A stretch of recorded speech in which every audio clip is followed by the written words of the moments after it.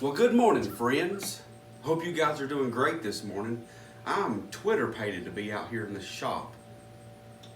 Man, I've got some things I need to do. Well, need or want, whatever.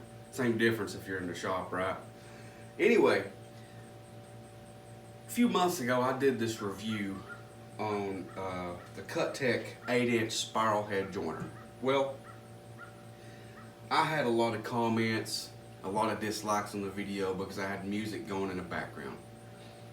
So I decided today the first thing I would do is, well, other than drink some coffee,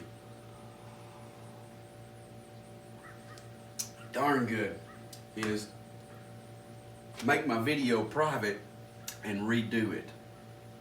So let's get straight to it.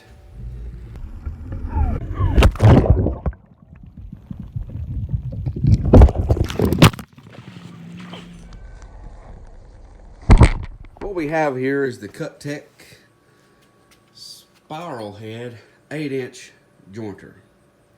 I don't know for sure if the company changed names to Wahuga or not. I've had different people tell me different things, including websites. Nonetheless, this is only my opinion, so take it with a grain of salt. I've had this jointer for a couple of years now, so I'll tell you all the pros and cons. First off, the company had to send me a different set of in-feed and out-feed tables. The first two had a definite bow,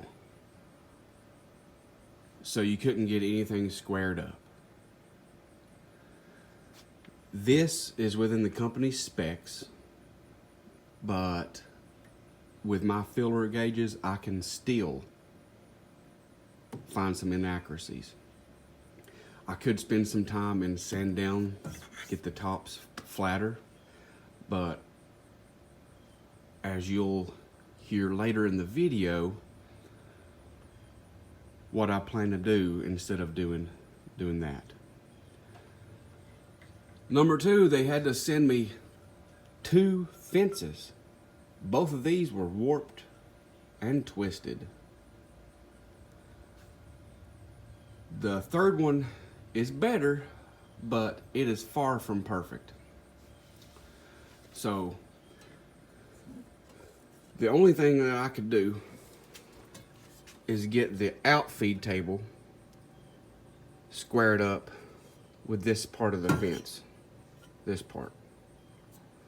And that's where most of your pressure is going to be anyway. I understand that, to get square stock. With the in-feed table being parallel to the out-feed table, the fence will not be 90 degrees square here. And let me just show you what I mean real quick. I've got my Incra square.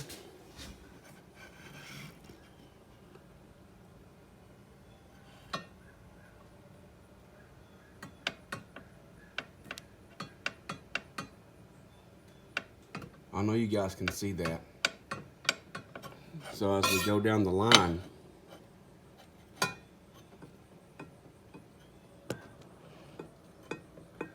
it gradually gets better. We get to this side, even better. We get to the end, it's square. The end is perfectly square. Now, I spent well over 5 hours total adjusting the new in-feed and out-feed tables and the newest fence.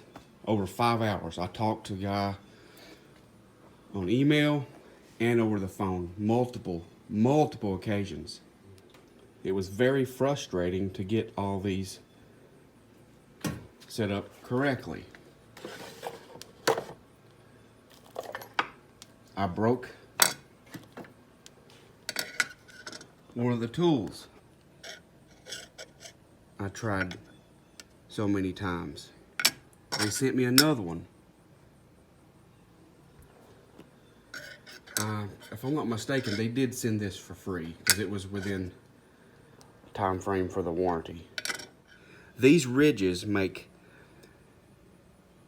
it difficult to get thicker stock square because you got edges of the wood that might go in here versus against the solid part. Now, adjustments. I am not going to get this thing out of adjustment. I'm not going to show you how to do it because it is so difficult to get it back. But you loosen this knob and then you loosen this one. Get the fence up tight, tighten this back, and then you turn this knob clockwise with this supplied Allen wrench while holding this anchor square to it. And then once you see no more light, you're done. It may take a couple tries because it goes quick. Like I said, for mine, I have to square it up out here. So I think the fence is a poor design. I have never used any angles on it just because it's so difficult to get back to a perfect 90. Another con is the fence and the in-feed and out-feed tables are too short. So if you got anything longer than, 4 feet max, 3 feet is about the best you can do. But if you got something 4 feet or more, you're not going to get it flat. You're not going to get any twist out, any bow, any cups, whatever.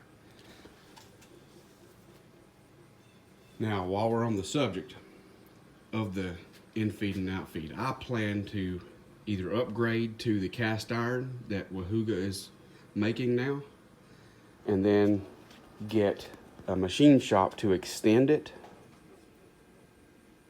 So I have a 6 feet total length. So, one other issue with aluminum, you'll end up with scratches all up and down the surface. Another reason to go ahead and upgrade to the cast iron when you purchase one of these. Don't expect this thing to be square when you get it. They say it is, but it is not. And definitely these.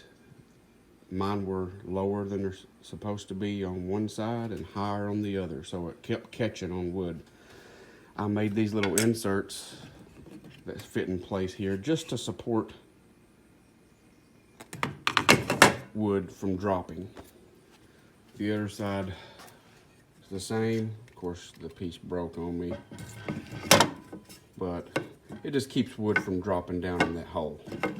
As you, if you got, if you're doing a short piece, a foot long or something, you've got pressure on it, and then you let go with your left hand here as the right hand is coming through, and you don't grab it in time, it will drop. So this helps prevent that. It does not help get anything more square because that's going to be relied here. Pressure needs to be here.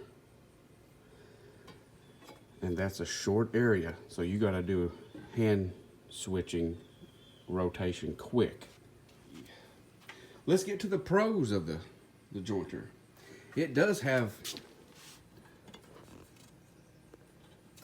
8-inch cut, spiral head. These little carbide inserts do a great job cutting. I've made one nick on one of them, but I haven't replaced it yet in 2 years. I haven't turned them once.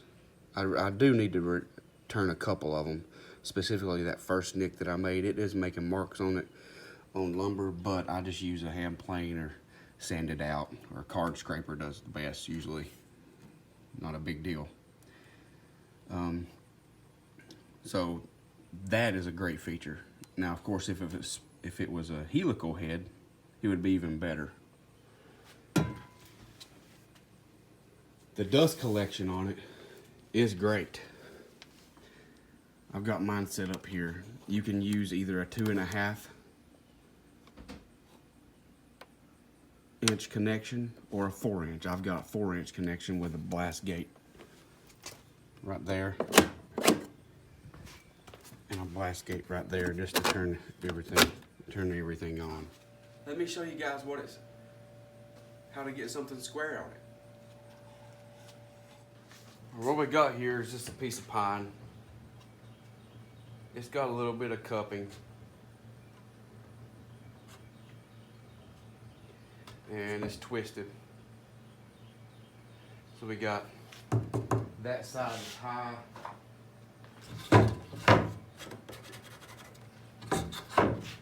And this side is high. This is a 44-inch board.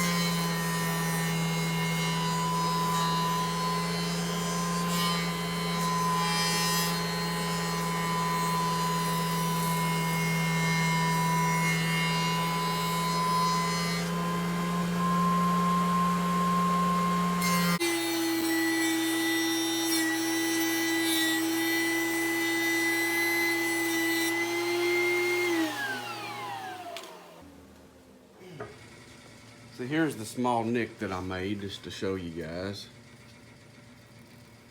in the cutter head. It's easily gotten out though. Let's see if I got the twist out.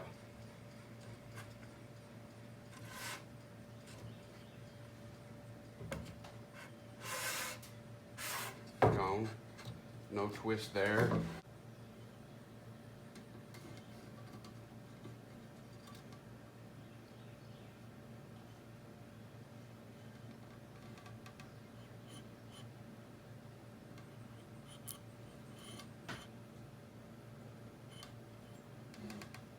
Hope you guys can see that. Let's try a different view.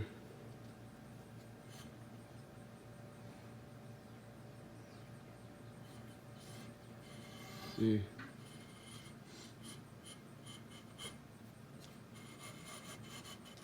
It's square.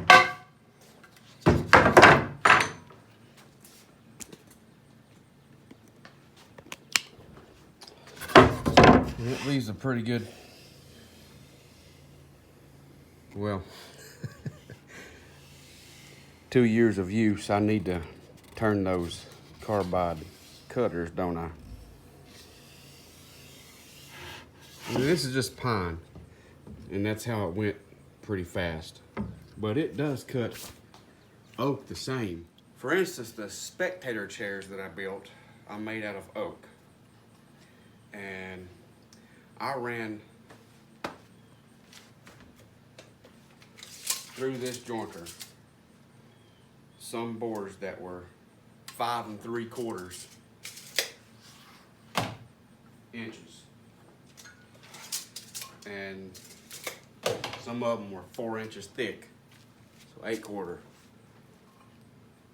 But this is the result I got.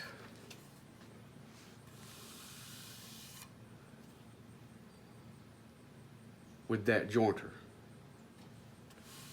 Perfectly smooth, minus the wormholes.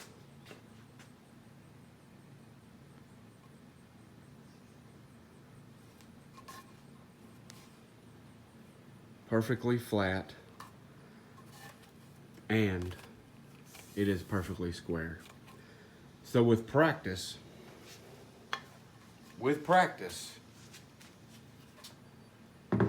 this jointer is a good jointer, but expect a lot of work to get it to that point.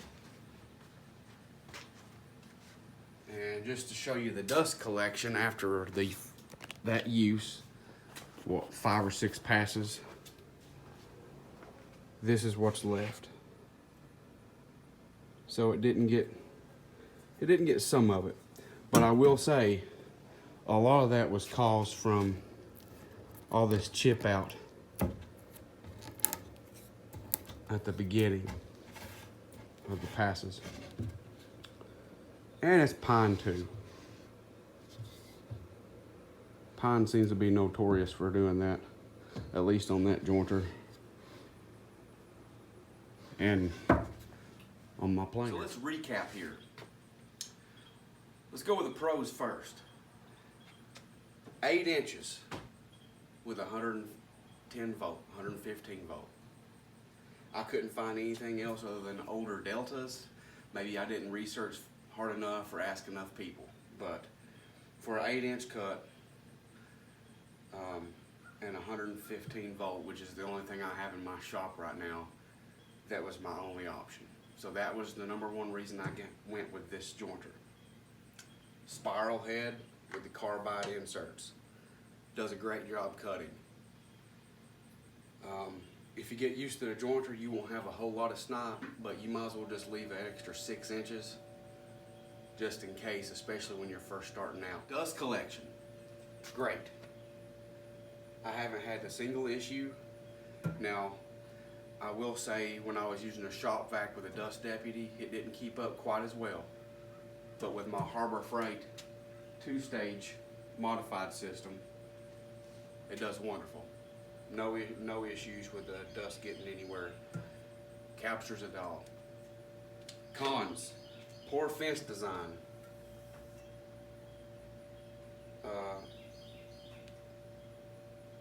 Difficult adjustments on the fence.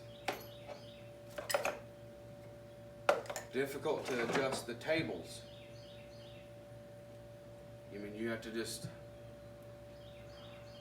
do one at a time, making a small adjustment and then tighten it back down. 5 hours worth. Ridges in the fence. I don't like that. The short in-feed and out-feed tables as well as the fence. That's just about it. I hope this was a lot more helpful than the last video. I probably will not bring the other video back to public view. It'll probably be just deleted, period, because I can't have a video that's got 45 dislikes. But if you like this review, please comment below. If you got any questions whatsoever, you need some help with setup, I'd be willing to give any advice, any help that I can. But thanks for watching, and God bless you guys. Now back to the music.